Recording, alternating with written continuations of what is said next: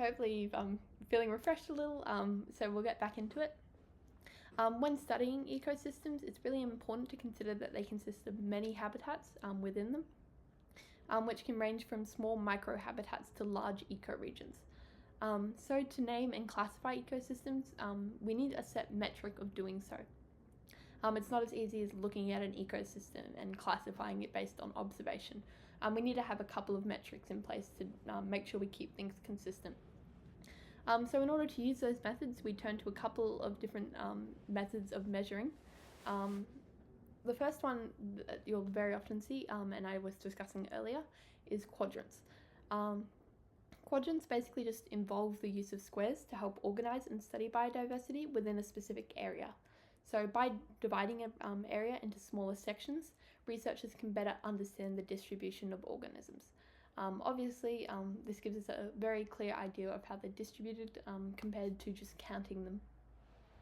So if you imagine placing a grid over a bird's eye view of an ecosystem, you're basically placing quadrants over it, or separating the ecosystem into quadrants, which is easier said than done, but I'm sure you'll see plenty of examples as you go through it in class. Another method is zonation. This technique basically classifies ecosystems based on how living organisms are distributed across different zones, each with distinct characteristics. So for example, certain plants or animals might prefer coastal zones, while others might thrive in upland regions like in the mountains. So as this name suggests, zonation involves separating regions into zones, depending on the species and terrain that occupies it. For example, if you think of a beach, we have the region that is in the water, or touching the water, the sand itself, and the bush that occupies the perimeter. Obviously, these are completely different terrains, even though they occupy a very small area, so it's helpful to use zonation to separate. This one is quite similar to our next method, which is stratification. Stratification basically refers to the vertical layering of habitats. You can imagine if you walked through a forest, you'd notice the tall canopy of the trees above. There'd be underbush beneath them, and smaller plants growing on the forest floor. Obviously, trees and things, when we're looking at forests, are arranged more vertically, more so than horizontally, or at least more interestingly vertically. So by observing the vertical arrangement of vegetation, it's more helpful in this case to help us in understanding how different species interact within that space. So we can separate these environments vertically into zones, just like we did with zonation, based on the height of vegetation that occupy them rather than the length. That's because different species will occupy different heights in these ecosystems. Finally we have transects, probably the simplest one to do, which is why they're used a lot, despite the fact that they are probably less informative than other methods. A transect is just simply a line that cuts through a habitat, and along that line researchers record the frequency and diversity of species they encounter. And this method is especially useful for tracking changes in biodiversity over time or over long distances. It's quite simple to use. You're able to just place a line through an ecosystem and track the species that occur there. But obviously you're not getting the full picture of the ecosystem by doing that, regardless of whether it's random or not. So we do use all these techniques as measures of or ecosystems to see how often species occur. We actually use them a lot with our measures of measuring biodiversity we saw earlier. So for example, if you walk along a transect and count the number of species you observed, you can actually calculate species richness and evenness from that. And that will give you a rough measure of biodiversity on top of the ecosystem you're actually in. And that's a very common application you'll get to see in your data test and external. But on top of that, there are also a couple of classification systems we use with this data, depending on the specific type of organisms we observe. And I'm going to go through each of them now. On that note, while I was discussing that you will see these commonly in exams, this first classification system is actually extremely rare to see, even though it is a part of your syllabus. The reason that you don't often see it is that it's sort of difficult to infer info from compared to some of the others. It's called the Holdridge Life Zone Classification System, and it's based on a combination of environmental factors. So first we have average rainfall. This system basically just takes into account the amount of rainfall for a region that it receives annually, which is typically measured in millimeters. Next we have temperature. The average temperature of an area is crucial because it influences the types of plants and animals that can survive there. Evaporation rate as well is another important factor.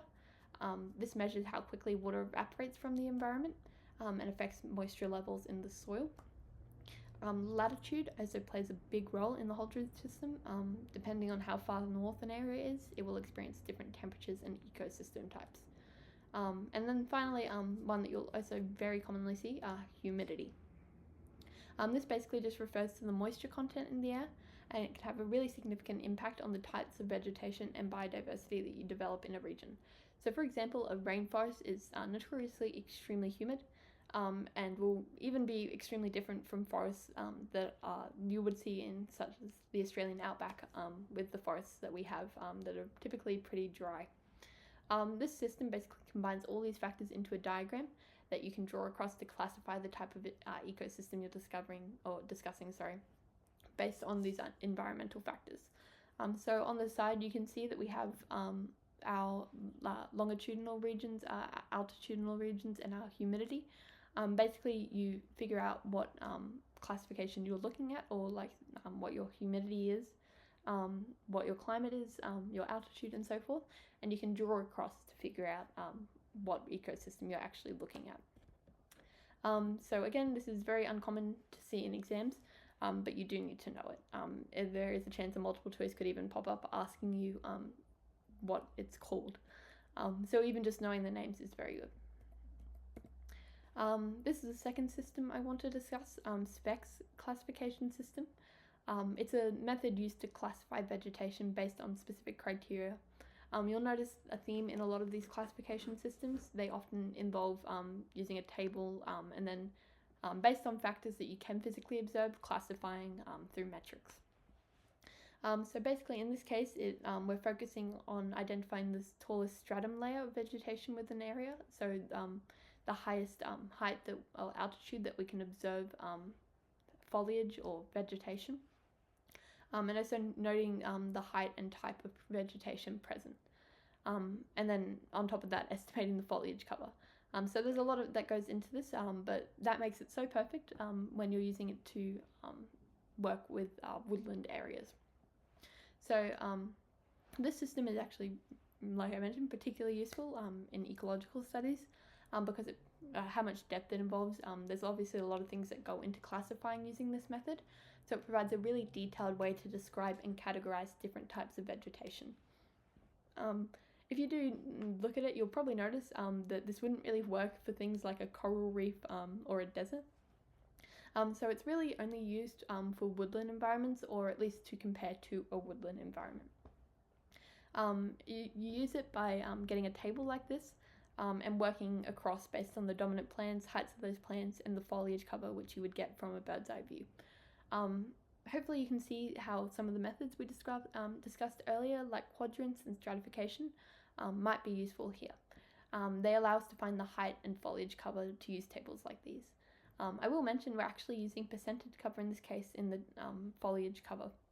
So you can see that those elements are coming back time and time again, and they will appear time and time again. Our methods of classification, such as species richness, species relative abundance, percentage cover, and percentage frequency. I really want you to ingrain those in your head because they will appear a lot. I will mention you would get a table like this in your exam. It would generally be provided with a table containing the necessary data to apply SPECS system on top of some information about the actual ecosystem itself. So you might get that as some data about the plants that were observed there, or even just a photo of the ecosystem from above and at height. I believe that was in the previous year's external exam. So understanding how to interpret and use this information is really important in accurately classifying vegetation types based on given criteria. If you remember any classification system today, I would really like it to be this one. Like I mentioned, it does appear on exams because it's sort of easy to work with in the context of this subject. because it does use a lot of key ideas such as percentage cover that you are expected to know. So I'd like you to take a minute now to make sure you understand what's happening in this table and how we might use it to classify ecosystems using information we've been given about that ecosystem.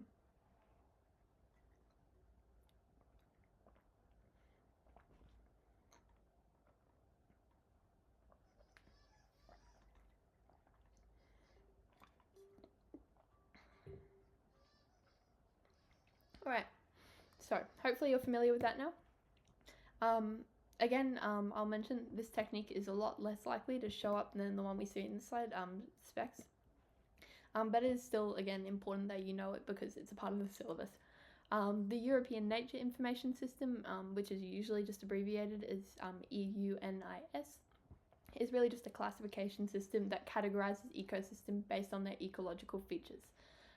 This system basically just provides us with a standardized way to identify and describe different ecosystem types across Europe specifically. In that it was made for the conditions of Europe and the ecosystems that you'll often observe there. So by focusing on specific ecological characteristics, EUNIS, this system, basically just helps us to observe, monitor, manage biodiversity by ensuring that various habitats and species are accurately classified and conserved. It comes in the form generally of a flowchart like the one you see here. Again, this sort of works how you might expect. You work your way across answering yes or no to each prompt until you arrive at the specific ecosystem that you likely have. And generally you'll also be provided with whether this should be protected or not based on the conditions of that ecosystem. This is based on a lot of different factors that can vary based on the flowchart you're looking at. The main takeaway to have is that the system categorizes based on ecological features, which you'll see if you take a look at this diagram for a second. Okay, so now we have a couple of ways that we know that we can classify ecosystems. We can begin to take a look at some of the common ecosystems you might begin to see. We'll start with old growth forests.